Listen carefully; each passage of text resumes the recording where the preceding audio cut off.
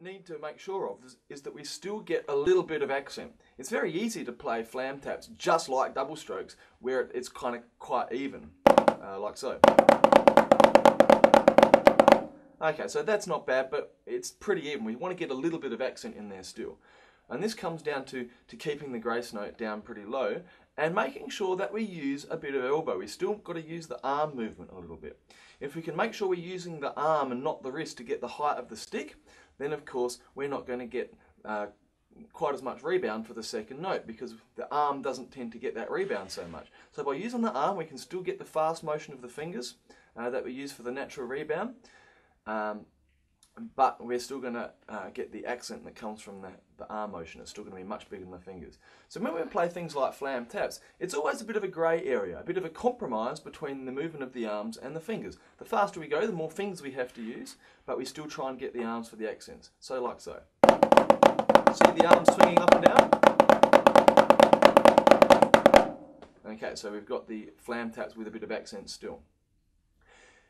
As a general rule, with all flam rudiments, one of the key features when we want to play fast is to keep those little notes low. The lower they are, then of course the earlier they're going to be. And that's really important, because as we play faster, it's always those little grace notes that we're trying to squeeze in between all the other main notes that tend to hold us back. They're the ones that, as they start getting later and later, end up playing so close to the main note that it's actually at the same time. And that's then creates a sound that we call a flat flam, where both hands actually do hit the pad at the same time.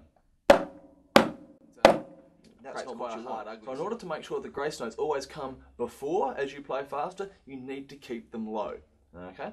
And that's particularly important in the third exercise down, the inverted flam taps. Now if you look at the actual notes of the inverted flam taps without looking at the sticking pattern, you'll see that they should sound exactly the same as the normal flam taps, which we've just done. The notes are exactly the same. You've got a flam and then a tap. The only difference is in the sticking pattern. The tap is done with the other hand. So you play the flam, but this time we don't lift the other hand up, because that's the hand that's going to play the tap. So we hold both hands down, and the tap with the other hand becomes the upstroke. This makes it really hard to do quickly, okay? Because what we're trying to do is play an accent with the hand that's just come straight from playing a tap.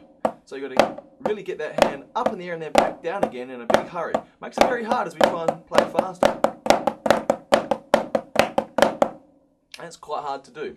Once again, the key is in holding the sticks down and being able to get that hand up and down really quickly. The upstroke becomes important. Okay? What I'm going to do is I'm going to play flam taps and then inverted flam taps and swap between the two. So you'll hear how the sound of them is exactly the same, but you should see the sticking pattern change quite a lot. And you'll see a really big difference in the action. So normal flam taps and inverted. Normal and inverted. Okay, so that page 16 deals with flam rudiments, the basics: flams, flam taps and inverted flam taps.